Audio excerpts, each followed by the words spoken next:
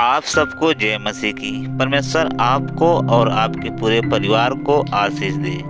Welcome to my YouTube channel alpha omega JM में आप सभी का स्वागत है। आज मैं आपके लिए 1 शमूएल की पुस्तक अध्याय 25 से दूसरे भाग को लेकर आया हूँ। इससे पहले कि हम वीडियो को शुरू करें, आप हमारे alpha omega JM Hindi YouTube channel को सब्सक्राइब करें ताकि वीडियो का नोटिफिकेशन आपको सबसे पहले मिले। आइए हम वीडियो को शुरू करते हैं। शमूएल 1 अध्याय 25 वचन 5 और 8। उसका गुस्सा 7वें आसमान पर चढ़ गया।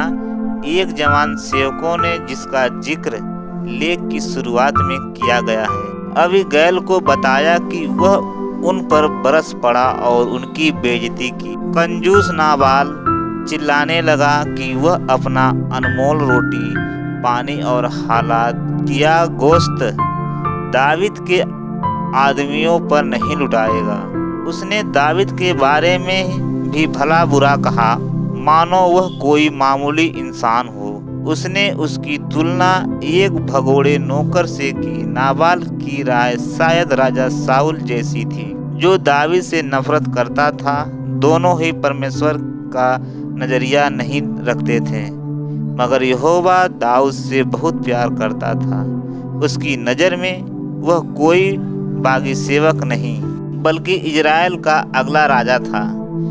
शमूएल 1 अध्याय 25 वचन 10, 11 और 14 में जब दाविद के दूतों ने आकर सारा हालका सुनाया तो वह आग बबूला हो उठा। उसने आदेश दिया, सब लोग अपनी अपनी तलवार बांध लो। फिर वह भी हथियार बांधकर अपने 400 सैनिकों को लेकर निकल पड़ा। उसने कसम खाई कि नाबाल के घराने के हर आदमी को मार डालेगा। शमूएल अध्याय 25 12, 13, 21 और 22 में दाविद का गुस्सा होना वाजिब था, मगर गुस्सा उतारने का उसका तरीका गलत था।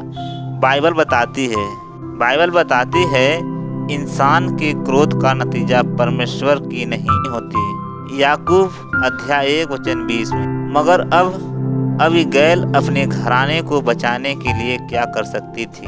परमेश्वर तुझे आशीष दे, क्योंकि तूने समझदारी से काम लिया।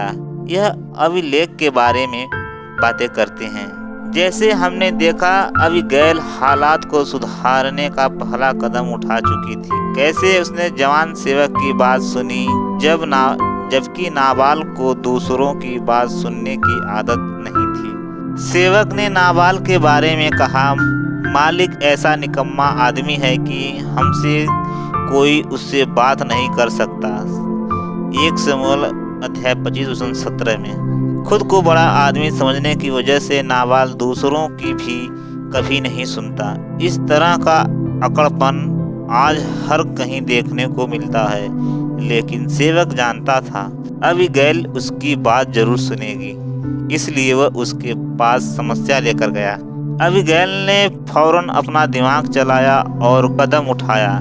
इस बारे में अबीगैल के लिए शब्द फौरन 4 बार इस्तेमाल हुआ। उसने दाविद को और उसके आदमियों ढेर सारी चीजें बांधी, जैसे रोटी, दाग, मदिरा, भेड़े, भुना हुआ अनाज, किशमिश और अंजीर की टिकिया। इससे साफ है अबीगैल अच्छी तरह घर संभालती थी, इसलिए वह जानती थी कि घर में क्या क्या है। उस पर नीति वचन किताब में दिया गया काबिल पत्नी का ब्यौरा सही बैठता है। नीति वचन अध्याय 31 वचन 10 और 31 में देखने को मिलेगा। उसने पहले सारा सामान अपने कुछ सेवकों के हाथ भिजवा दिया, फिर वह अकेली पीछे पीछे आई, मगर उसने अपने पति नाबाल को कुछ नहीं बताया। 1 शमूएल अध्याय 25 वचन 18 और 19। क्या इसका मतलब यह है अबीगैल अपने पति के मुखियापन के खिलाफ जा रही थी? जी नहीं, नाबाल ने यहोवा के अभिषिक्त सेवक के साथ ऐसी दुष्टता की जिससे उसके घराने के सभी मासूम लोगों की जान पर बन आई। ऐसे में अगर अबीगैल कदम नहीं उठाती तो क्या वह अपने पति के दोष में साझेदार नहीं होती? यही नहीं, ऐसे हालात में उसका फर्ज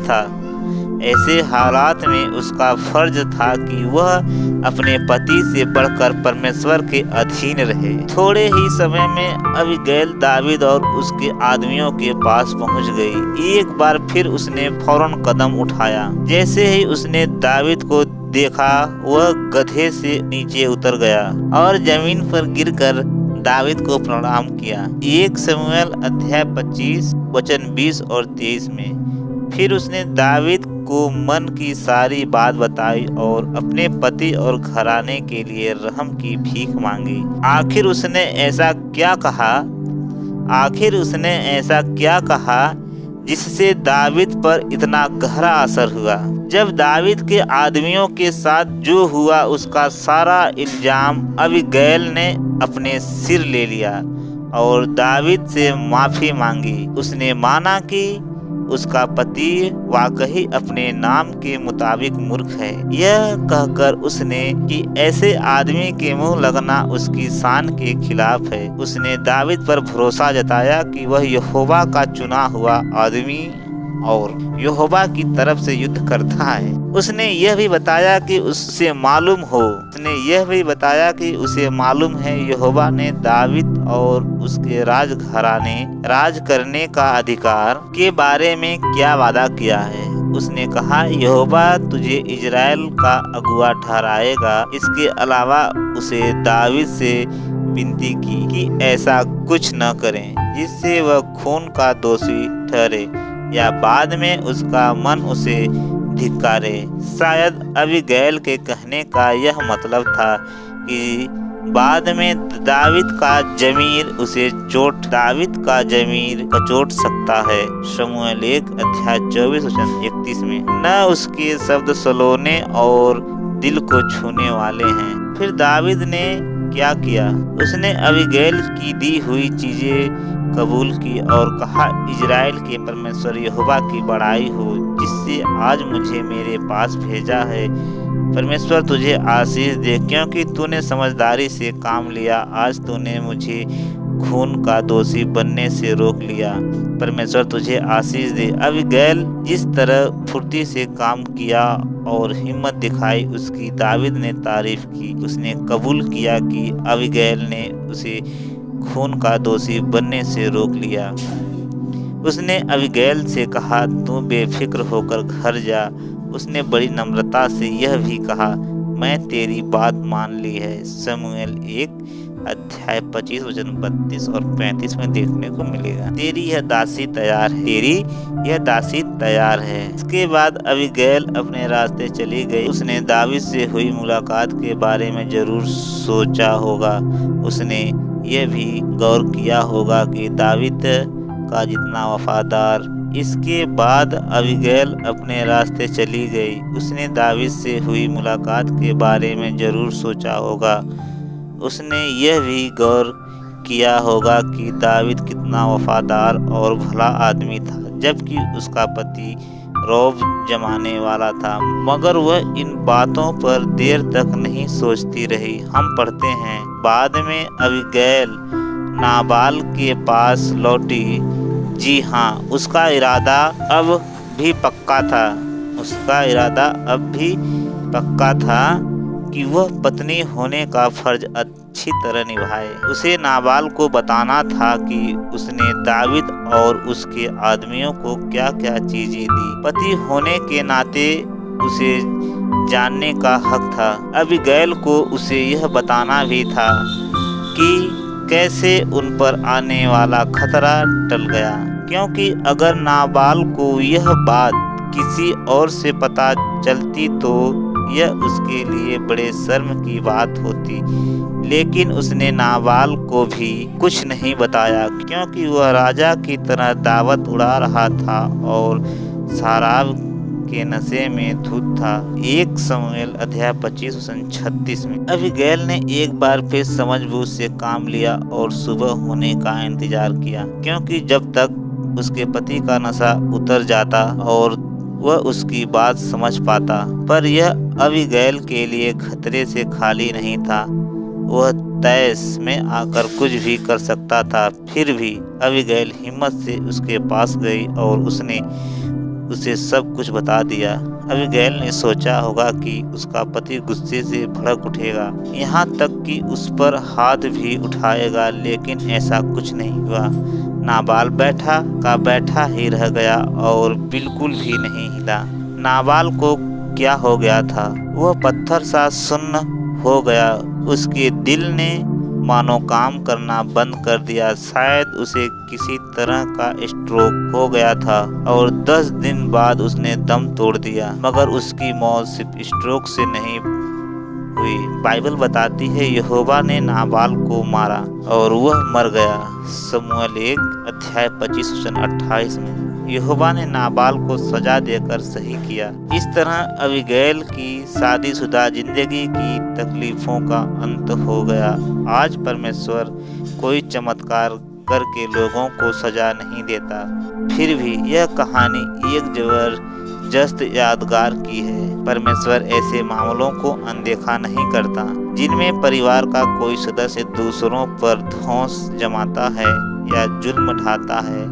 वह अपने समय पर जरूर इंसाफ करे। लूका अध्याय 18-17 में देखने को मिलेगा। अबीगैल को एक और शीर्षक मिलने वाली थी। जब दावीद को पता चला कि नाबाल मर गया है तो उसने अबीगैल के पास शादी का प्रस्ताव भेजा। अबीगैल ने कहा, तेरी यह दासी अपने मालिक के सेवकों के पैर धोने के लिए है। दावीद की पत्नी बनने का ख्याल से वह घमंड से नहीं फूली बल्कि नम्र बनी रही, यहाँ तक कि वह दावीद के सेवकों की दासी बनने के लिए तैयार थी। एक बार फिर वह दावीद से मिलने के लिए फौरन तैयार हो गई। यह कोई राजा रानी की कहानी नहीं, यह कोई राजा रानी की कहानी नहीं जिसे शादी के बाद दोनों की जिंदगी फूलों की सेज बन गई।